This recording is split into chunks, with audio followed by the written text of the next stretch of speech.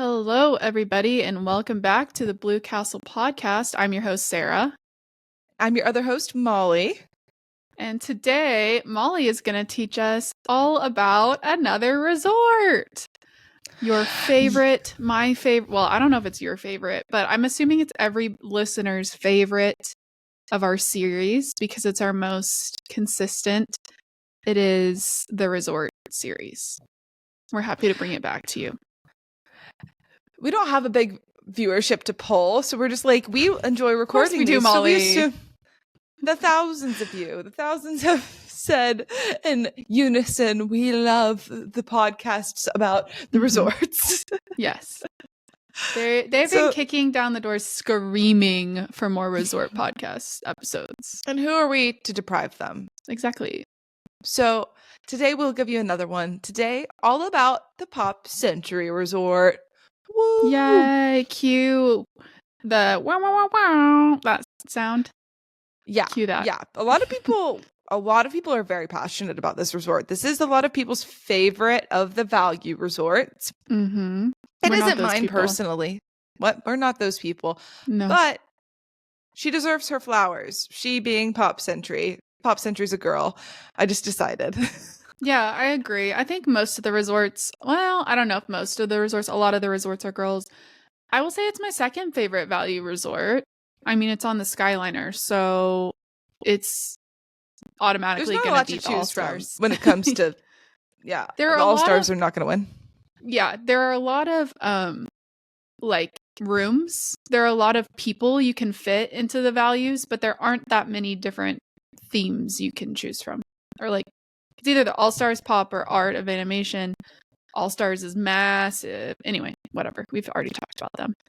Yeah. Yeah, I think that this is a good one. This is a lot of people's favorites because it's easier to get a room in.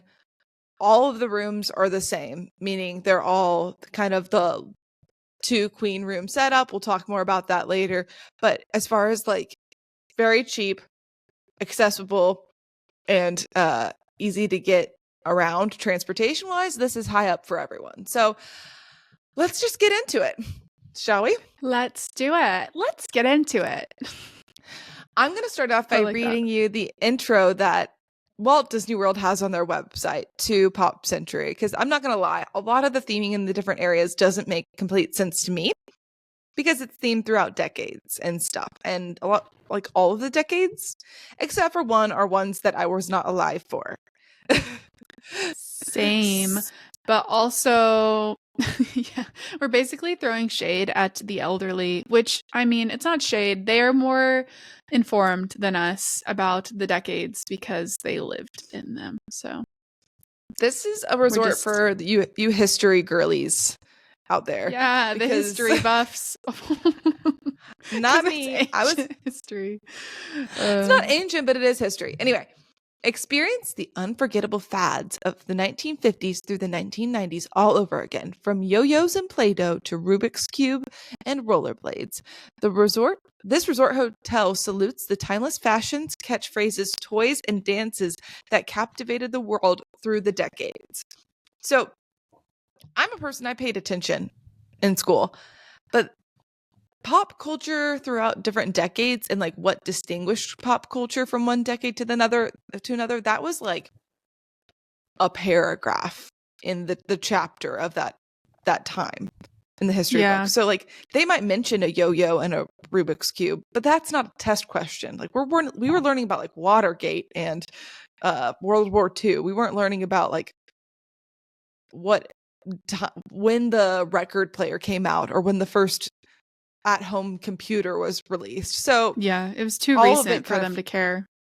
Yeah, and as far as like subject matter. Yeah. So to go into it a little more, every area of Pop Century is themed to a different decade from 1950 to 1990. And I know that those were different times where different things were invented and different things were trendy and popular. But to me, it's all kind of in the same bucket as like before I was born. I know that poodle skirts came around before like Walkmans, but like I can't tell you details of a lot of the stuff. So as far as what distinguishes each area from each other, it's all kind of the same to me. Yep. Ditto. It's all a blur. But It's cute. it's cute. Yeah. It's just like the different sections of it don't really mean a whole lot to me. It's all the similar vibe, and it's all equally not very Disney, which is, I think, the big kicker for both of us. Like, when you're at a Disney resort, you want it to be a little more Disney than that, or to be like really bougie with subtle Disney. But really tacky, it's kind of like, that's not Disney, you're like, not it quite is a me. little weird. And then they do have some random Disney stuff sprinkled in there. They have like some giant figurines of like Baloo from the Jungle Book because it was released in whatever decade. And I was just thinking that's a little weird because Disney stuff was released in all of these decades, and yet that's the only thing that was Disney that made the cut. I don't know. It's weird. I think that a different theme would really suit the area better. Yeah. Just because this one doesn't appeal to me, which is like weird to say and selfish or whatever. But I do think that like our parents' generation, like born in the 1960s, are kind of the last generation that can really appreciate all of the different areas. And they're in their 60s now. So I would guess that in the next 10 to 20 years, this place could be due for like an overall refresh. Mom would not appreciate you saying that she's in her 60s. She's not in her 60s yet. That's true. I was more thinking Dad. She's just a little baby. Yeah, Dad's been in his 60s, but Mom is still just a baby. Anyway. Just in her upper 50s, not 60s at all. She's a baby, relatively speaking. Anyway, yeah, no, I think we're agreed. Pop Century's theming is fine, but it's not really for us. I mean, my dream is that they would do a section by section retheme with like a grand finale of retheming the lobby, and it would just be like, I don't know, like just very Disney. Like basically Art of Animation expanded with like different new movies or something. Like maybe not new, but like other popular animated movies. That to me would I think be that'd the be dream. a good idea. And it's funny that you mentioned Art of Animation because jumping onto the history part, the biggest thing that stuck out to me, and I think I'd heard this somewhere along the way, but Pop Century was originally supposed to be a 2-part resort, with the one that we know today as Pop Century being called Pop Century, where was it? Pop Century, the classic years, was supposed to be 1950 through 1990. And across Hourglass Lake, where they now have Art of Animation, it was supposed to be Pop Century, the legendary years, which would be 1900 through the 1940s. I'm glad they didn't. Yeah. Isn't I was like the Great Depression? That's what I was wondering, because you could get there and it would be, I could see like a Great Gatsby pool, Roaring Twenties pool would be so cool. Yeah. And then what if you got 1930s? That would be so depressing. Literally, the depression. No, they would have had to do like like this. It's so bad, but like soup kitchen lines and like, I don't know, the Wild West of like piles of dirt. What if it was a soup kitchen quick service? And they just had a bunch of different kinds of soup. This is why the idea did not pan out. They were like, the 30s is just a stain on. Oh man, yeah. No, Art of Animation is way better, and absolutely glad they did not pursue that. So legendary. I should have pulled this up ahead of time, but I want to send you a picture, if I can find it really quick, of they stopped construction on Pop Century, the legendary years. They had started it. It was under construction at the same time that the other one started. So I'm sending this to you via text. You can see what is now Art of Animation was Pop Century, the legendary years, with giant decade markers, 10, 20, 30, 40, just like the Pop Century we know today. So they were definitely, this is not like hearsay, they were going for it. And there's a lot of signs that would like show you that if you were looking. So for example, Hourglass Lake separates the two resorts. Hourglass is a symbol of time. that bridges between these two halves of the century. And then the bridge that goes between them, that cuts through Hourglass Lake is called, to this day, it's called Generation Gap Bridge. I did not know that. Yeah, there are signs. If you look for them, there are little hints and signs everywhere. Did you get the picture I sent you? Yeah, I saw it. I mean, it's basically like a crusty old version of like what they have on the classic, I guess, the actual Pop Century. I don't think they'd ever gotten far enough to even painting them. So I think those are just like that's what I guessed, basic but metal. I like to imagine that they're like, no, we're going to make this whole resort black and white because, and like dingy brown because TVs didn't have color yet or something.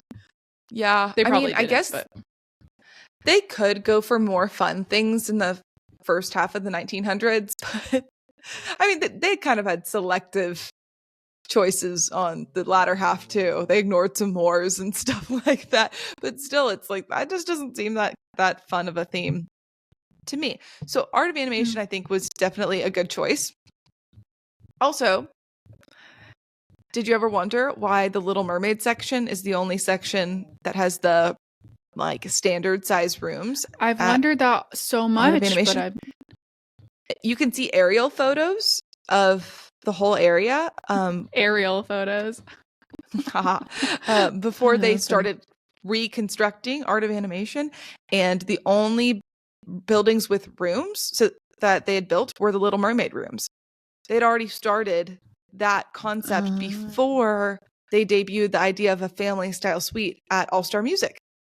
But All Star Music, the family suites went so well, they decided to include those in all of the new additions that they were building for Art of Animation when they picked construction up.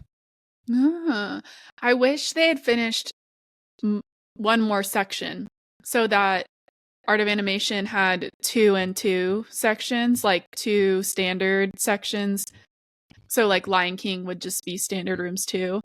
And then, Cars and Nemo could be suites, but it's fine. It worked out fine. But they hadn't even fully finished the Little Mermaid area whenever they stopped construction. So they stopped construction right after 9/11 because tourism just dropped, and all of a sudden the need for all of these new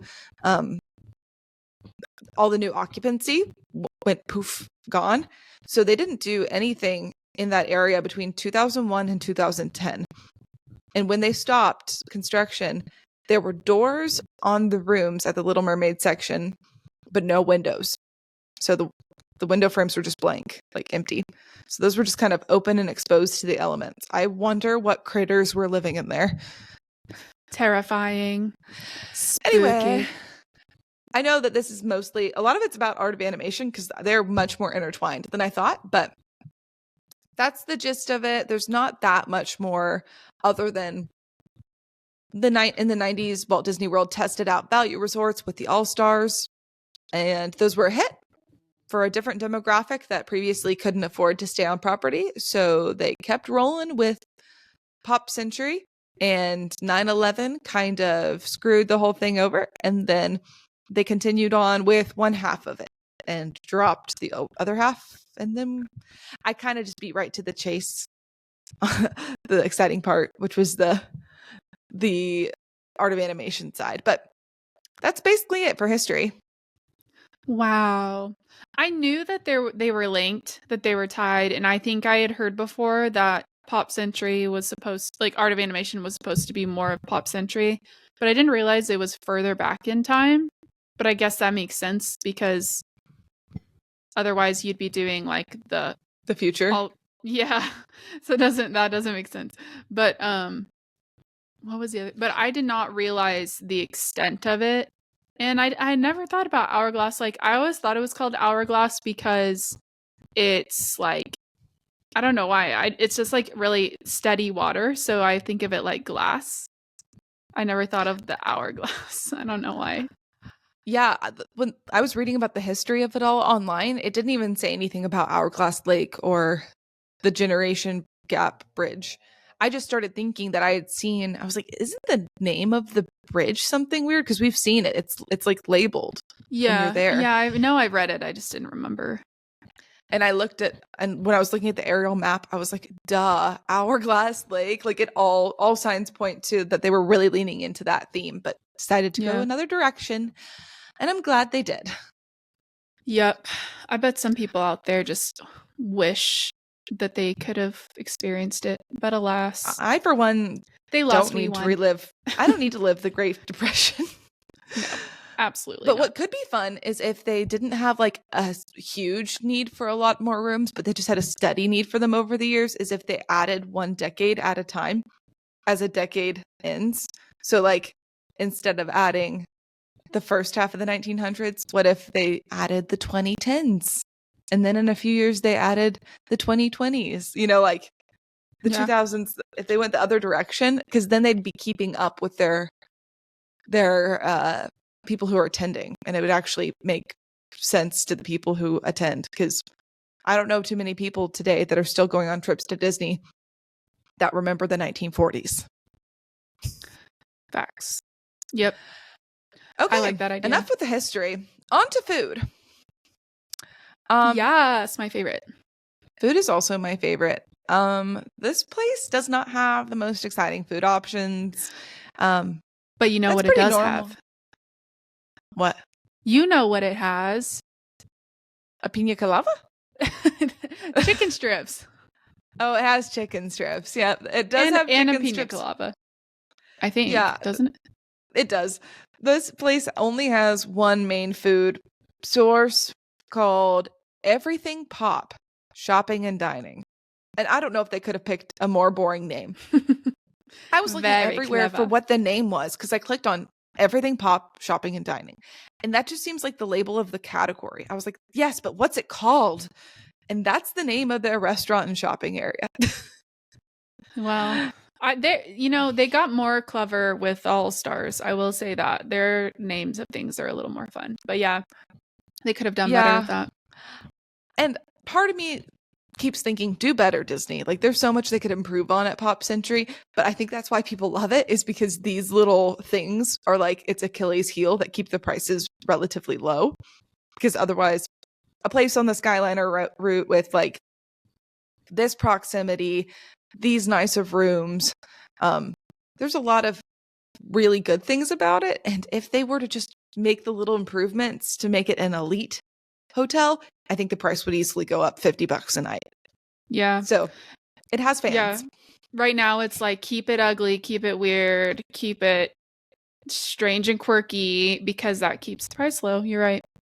Because a lot of people don't want to stay there. They'll want to stay at Pops, or they'll want to stay at Art of Animation or a Moderate or something. So I get the reasons that people like it. And maybe someone out there loves the theme, but not me. Anyway, mostly that quick service has really basic stuff. Burgers, pizza, chicken strips.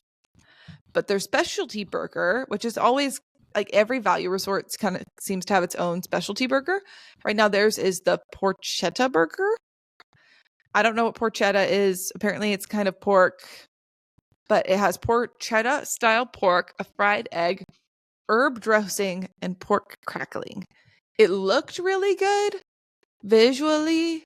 I don't know if I would actually like it, but it's heavy. Can't deny it's heavy. Yeah, I think porchetta is like something you'd get on an Italian sub, like not salami, not bacon. I thought it was that. I looked up pictures and it's not. It's like a hunk of meat. Oh, you're right. It's like ham. Yeah, it's like thick ham or something like that. You're right. Yeah. Oh, I've always been wrong about that. And then every time I get corrected, I'm like, oh, doesn't get reset in my brain. No, well, I thought the same thing too. Okay, I may be confusing Art of Animation with Pop, but do they not also have like some more, I don't know, like home cooking kind of meals? Like, I feel like they normally have some kind of a pasta, some kind of like some of that weird like lasagna or something. They have like a salmon. They have like a couple Asian-y type meals. There's some random stuff, but it's like a 90s mall food court from a.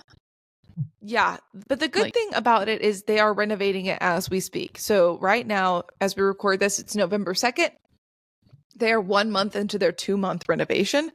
2 months, I think, would be probably enough time to like retile it and maybe give it a good facelift, because goodness knows it needs it. It was kind of a blast from the past, because that's kind of what a lot of malls looked like when Sarah and I were growing up. Like the dated malls looked like that Pop Century food court looks now. Yeah. Which, I mean, it's a vibe if you like that vibe. But if you don't like that vibe, it's just giving you, you know? It's giving this mall is about to close. Yeah. It's giving this is about to be an empty, desolate, haunted mall. Okay, yeah, what else, but Molly? I like it. They also have a pool bar called Petals, which serves really basic pool bar food like Caesar salad, Italian sub, a couple different types of really simple sandwiches, and then like the really basic like frozen Disney drinks. And I think one of the drinks on their menu is maybe a special one, but it was just sugar, and more sugar. But I think it's a full bar. I think you can order whatever you want. So if super sweet is not your vibe when it comes to alky bevies, then you can probably get whatever you want. And then they also had like smoothies and stuff for those who don't want to partake of that. Nice. Yes, I do remember, back to what you're saying about full bar. I remember when we were sitting there eating our chicken strips, I had the view looking at the bar, and there was definitely a lot of alcohols. Lots of different things. Liquor bottles in there. So I think you're right. I think you could order just about whatever and they'd whip it up for you. But nice. Yes, there's not a whole lot of options here at Pop, but also that's kind of the point. Yeah. That's kind of what you're paying for. And then on to their pool. Their pool bar is right next to their pool, obviously, and their main pool is called the Hippy Dippy Pool. It has flower-shaped water jets, and that's one of their big selling points. When you look up what a flower-shaped water jet is, it's just kind of a fountain that looks like a big flower coming out from the concrete, and it just squirts water back into the pool. It's cute. It's really cute. I think they were repainting all of it as we were there, not the pool area, but just kind of a lot of it was needing painting, and that was helping. But in my memory, the pool, it looks very washed out and kind of in need of a facelift. Yeah. I also think kind of Florida my assessment of the whole place. Yeah, I think Florida Sun just terrorizes anything brightly colored and is like, no, I will wash you out in a month. So I think they're probably repainting that constantly. But one thing you didn't say about the food, which you wouldn't have because it's not like, I don't know, wouldn't stand out necessarily, but a unique dessert that they have is the tie-dye cheesecake, which is very popular, well known. It's very normal cheesecake. I would say it's like not super cheesy cheesecake. It's more like cakey cheesecake. And it has like a red velvet cakey like base. But I did talk about this last week. I think I talked about it last week in my solo episode. But I went and bought that. That was my excuse for getting to park at Pop Century when I wasn't actually a guest there. So I told the attendant at the front, like, I'm just here to try the tie-dye cheesecake. I'll be gone in like, less than 2 hours or whatever.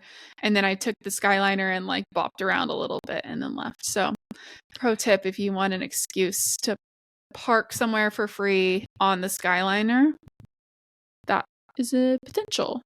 Yeah. And then their other dessert. So the tie-dye cheesecake's pretty good.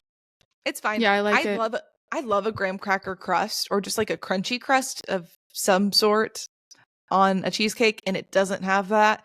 I don't really think the red velvet goes that well, and it's also like really pigmented. Like, don't eat this. It definitely stains your mouth.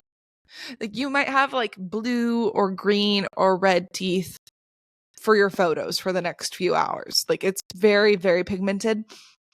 I don't know. I don't think they need to go that hard with the pigmenting with the food coloring, but they do. Save your pigmenting for painting the exterior of the buildings and let the tie-dye cheesecake be a little bit less red dye. Honestly, I don't think it's the same kind of pigment, but in spirit, I agree.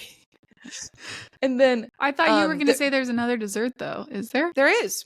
Yeah, it was the I can't remember what the flavor of the cupcake itself was. I think it was just like a white or yellow cake, and then it was filled with like a banana banana filling with like actual bananas in it, and then I need to look it up again. I don't know how I forgot to look it up. I forgot all about that. It's really good. Like, I'm not a big fan of any artificial banana, and then I don't even like banana bread. Like, I'm kind of iffy on my banana liking, but you really wanted to try this dessert, and you said that if I didn't like it, you would eat the rest of it or something, and maybe you bought it or something like that. It was really good. Like, good enough that we considered getting it twice on a very short trip. I think it was because there just wasn't very much banana. Like, it was just the filling in the very middle of the cupcake, but there was a lot of cake, and then the frosting on the top was not banana at all. So it was like just a hint of, and it was good. Yeah, I remember that. I liked that. Oh, here it is. It's yellow cupcake filled with caramelized banana in a pastry cream. So caramelized banana is inside pastry cream inside it, and it's topped with a caramel latte buttercream. It was very yummy. I remember the caramel aspect. I almost said that it was caramelized banana, but then I was like, maybe I'm making that up. But that's probably part of why too. It's kind of, I don't know. It's like masked with other flavors of caramel.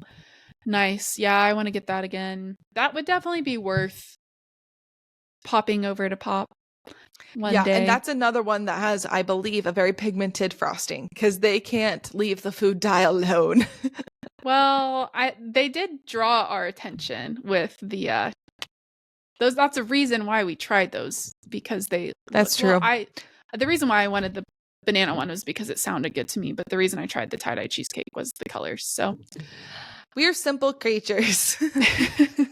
We say, "Ooh, pretty. I must eat it." Exactly.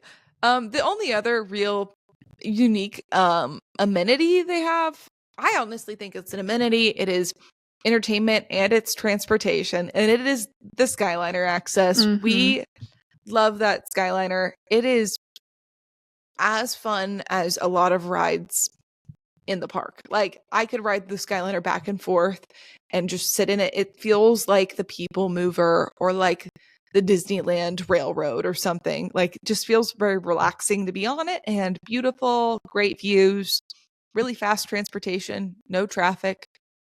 I could go on and on. And it's like you're likely to get a little gondola by yourself. There's a great breeze. So like, for someone who gets motion sick like myself, it's never a problem. And just like, I've seen sunsets from there. I've seen fireworks from the Skyliner, like in the Skyliner, fireworks from in the Skyliner. Just like generally pleasant vibes. And if you have your little coffee, I've eaten my tie-dye cheesecake, even though you're not supposed to eat on the Skyliner. I may have done that before. I did not spill it all, and then I cover it up whenever I get to any of the transfer locations. But yeah, it's a great vibe. I've never done that. Yes, I have. I've ridden the Skyliner there and back before, but I've never done it just like constant. Like, I wonder how long you could happily kill time just riding the Skyliner. I wonder how long until they would make you get off. I'm sure at some point they would. Like, hey, you've ridden on this 10 times. Oh, yeah. I always get off then back on, but I've never been like, can I stay? And just done a U-turn. They'd probably let you do a U-turn well, actually, no, I think they make you all get off at that one point. But anyway, it's really fun. And I should put a disclaimer in there that it does break down sometimes, and then when there's like lightning, they won't run it, so it's not as reliable as the buses, which is why the buses deserve their respect. Always. But we respect the buses. We love the Skyliner. Exactly. It's a different kind of relationship. Yes. Okay. Last but not least, the rooms all basically have the same setup at Pop Century. Like, there's not different tiers of them or anything other than based on location, but all of the rooms have one regular queen bed and one queen Murphy bed. Those are the ones that you can push up and kind of into the wall. And the Murphy beds at this place do have the same mattress as the regular beds. We learned when we were staying at Boulder Ridge at Wilderness Lodge that some places that are the earlier ones that got renovated to have Murphy beds, some of the places the Murphy beds aren't as good. But at Pop Century, I can attest that that was a very comfy Murphy bed. Yeah, it was amazing. It was everything. Well, if you have heard about, Disney beds in general, like people do rave about how comfy cozy they are, even though you always have to ask for an extra blanket, but whatever. But they are like the Murphy beds, that at least the one we had was everything you ever have heard about how wonderful the beds there are. Yeah. So great. Yeah. So slay. I love that they did adapt, because it seems like those earlier places that they renovated to have a Murphy bed, they didn't put a full-on mattress in them, and I'm sure they were listening to feedback and figured out a way to put a full thick mattress in them moving forward, because that would have been a definite downgrade. From having two regular queen beds, and then they renovate and theoretically improve, but actually the quality of one of the beds isn't as good. So good on them for listening to that feedback and adjusting for the future. Yes. They're always listening, and they're sometimes ignoring, and they're every so often adjusting based on our feedback. But never say something is of an affordable price, because Disney will hear that and go, and they say, "Oh, really? Let me make some more coins." Yeah, let me increase the price on that. So keep that in mind as we go on to cost. Our last little bit of the category is the cost of the rooms. From what I could tell, plugging in a couple random dates, the cost varies between $200 to $240 a night. It's pretty easy in certain times of the year to get a little bit of a discount that brings it down to that $200 mark.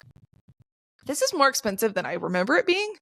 I think when we stayed there, what was it, Sarah? It wasn't $200 a night. It was maybe $150, $180. I think it's $200. Yeah, I know. I think that's right. Oh. I think you can get, I don't know. I mean, once you put all the fees in, I guess it's always like about $200. But yeah, okay. Depends on when I don't know. Inflation is moving fast these days. Yeah, and for context, the $200 to $240 a night, that's more expensive than All Stars. It's been a while since I looked at All Stars, but in my memory, you could easily get those for under $200 a night. And then it is less expensive than the Little Mermaid rooms at Art of Animation, which are very similar in layout. And the Art of Animation rooms were like $250 to $290 a night, depending on time of year. Wow. I didn't realize they were quite that much more. Yeah, they're expensive now. They're getting up there in price for sure, which is kind of crazy because the Little Mermaid rooms are so far from. It's like a guaranteed, like, farthest walk. Yeah. But they know. It's like they know where the demand is. Like, they know what people want, and they know people prefer Art of Animation, even if it means walking farther than you would have to walk if you stayed at Pop. It's just how it is. I wonder if they renovated Pop Century and like overhauled the theme and made it really cute, if they would have to decrease the price for Art of Animation rooms, because they would no longer be preferable. Maybe. The rooms might, I don't think they would decrease them from what they are today. I think they just wouldn't raise them as fast. And so they would let them kind of slowly become less than the newly themed. That's probably true. That's probably true. They don't really let go of charging you for something once they've gotten you. Yeah, they'll just do it more subtly over time. Well, that was okay. Well, that was great. I almost said that was slay. I need to cut that out. I'm not a fan of Pop Century as much. I know this has really been a Pop roast. I am so sorry. Like, I do have a spot in my heart for Pop Century. It's really small though. Like, other than the Skyliner access, there are times when I just think if you're doing it cheap, I would rather do really cheap and go to All Stars maybe. And if I want to go like a little more expensive, I would go Art of Animation. Like I'm trying to think of a scenario in which Pop Century will be what I lean toward in the future. And I just don't know that there is one. Unless I really, really want the Skyliner and Art of Animation's full.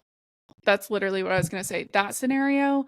But even that scenario, I would be tempted to try to find a good deal for, why am I blanking?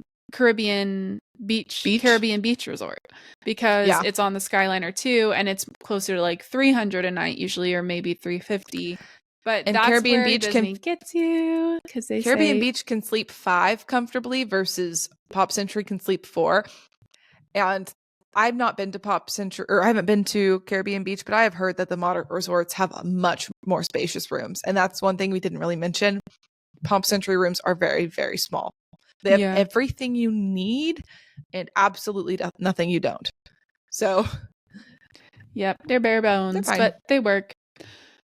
Okay, well, we're sorry, Pop. We were so mean, but you are what you are, and you know what you did. What you ain't.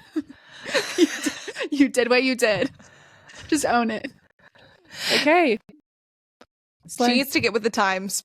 She needs to get with the times. Did you say, whenever that was your idea, did you say that when she needs she needs to have like when she expands, she needs the new ones to be that, because to be the 2000s, the 2010s, whatever? Because I think they should just redo one at a time, like the 60s to make it the 2000s, and then redo the 70s to make it. I was really thinking if they opened a whole new place. That's what I was thinking. If they wanted to do another half of a century somewhere, to do it a different way. I think there are fun things in those centuries, but I don't know. Not for me. I'd still rather it be art part 2. But anyway, all right. This one's like fart of animation. Don't be mean. All right, I think that's going to do it for this episode. Thank you for tuning in, Castle Dwellers, and we'll see you next time. Bye. Bye.